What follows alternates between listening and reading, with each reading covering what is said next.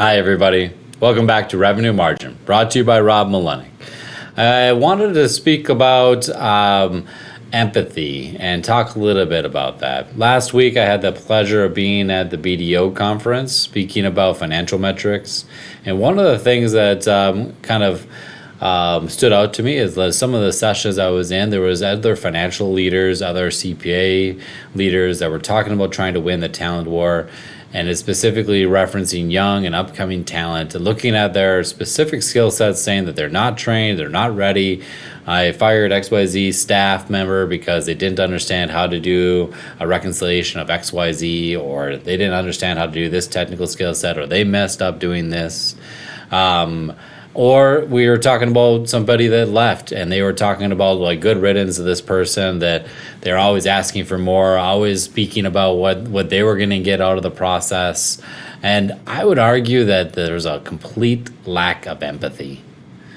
When you look at trying to win the talent war, we all are running a million miles a minute. I'm not suggesting that somehow Rob Malenik is going to be the most empathetic, perfect person in the whole world. I would argue that some people probably perceive me as being too demanding at times and expecting results. But at the same time, I try to show empathy to people and try to understand where they're coming from. I try not to focus on if there's a specific lack of technical ability. How can we train that person up? That is actually technically my fault for them not having them up to the skill level they needed to, and actually not training them from my perspective. And so I try to look at it from different angles. I do think that there are times where you gotta you gotta move forward, everyone. Like there is a point where that it's not empathetic, and it's like, hey, we still have to get results. We still have to get XYZ project forward. We still have to get you committed to doing this on this deadline and this time frame based upon this conversation, and you didn't do it. Now you want to talk about some other things. Well, that's, you got to be kind in response, and you got to try to walk through that. But at the same time, you still have to hit these things. You still have to get this done, and we still need to deliver it. So I do think there's something about that, but at the same time, there's a general lack of empathy. And they're like, well, if this person doesn't want to commit, then they're not the right person. And I would argue that sometimes in the society today, we're being more true to ourselves than ever. And we're not just working at jobs, maybe it's like some people did in the past, and being there for 20 years and doing that all year for their and working your to the grindstone, head to the grindstone, doing as much as you possibly can.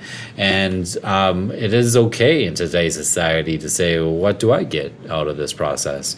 And to think about the empathetic response as a leader of that team. Well, this is how you succeed. This is how I'm looking at your results. And I'm being empathetic to your situation. At times I'm being empathetic to how you're coming from associated with this, because at the end of the day, this talent is actually very hard to find. And I would argue, if you look at my teams, we tend to be a very highly empathetic team structure, and we think about how we can be able to drive that forward. At times, though, it's challenging, and it is difficult to associate with where does empathetic stop and where does accountability start. And if somebody can somehow tell me exactly where that is, but I think it's very clear. I think it's about when you come up with a plan, you agree upon that plan with that individual in transparent process. You set a deadline. You outline that deadline in an email or in a project management tracking tool that you might use, and then you communicate that and you agree upon that deadline. If it's okay that things come up, but if you get past that deadline and they didn't deliver it, and there isn't really anything other than I thought about it and don't really want to do it for XYZ reasons, well, that's where accountability starts. But before that point, even up to that point, you still would argue that you need, even in that situation, you as a manager need to be empathetic. And you need to realize that this person needs to be coached through this. You need to show them about what it means to be achieving a deadline, because their perception of the conversation isn't necessarily about that they did anything wrong. And they would be able to go into another job and find another job where maybe the next manager will hold them even more accountable than you would. But it's about the perception of the grass is greener someplace else, and you lose a valuable colleague that was actually been trained by you and potentially looking to be successful in your organization.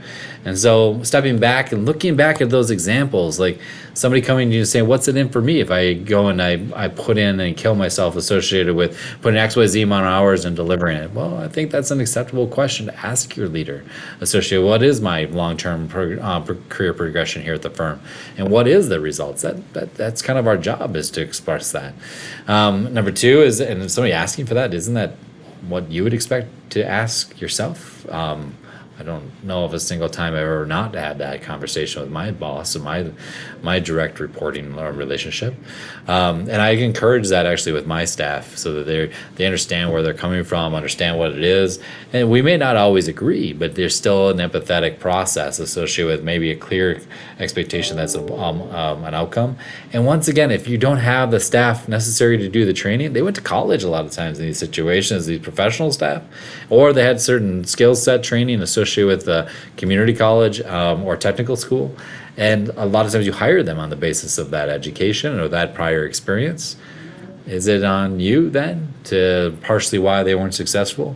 And being empathetic to their situation, understanding what the challenges they faced, and trying to work with them to overcome that and give them the training, or maybe put them in the right situation in the future to win. So if you step back and you look at your staff, if you look at the people that you're leading as an organization, you might find that being empathetic within the process might get you further along and keeping those staff members that you so value, and allowing your organization to be very successful and grow over the industry expectations. Well, once again, thank you for joining a very interesting discussion for revenue and margin, brought to you by Rob Malenik. Questions, if you could put them below, specifically if you have anything you wanted me to talk about related to your business. I've gotten a lot of questions. I do apologize. I was out last week. I haven't got to a lot of them. I will try to get to them over the next couple of weeks. Some very fascinating, good questions coming up associated with this, and specific business questions that a couple people have asked me. But once again, thank you for joining Revenue Margin. Have a great day.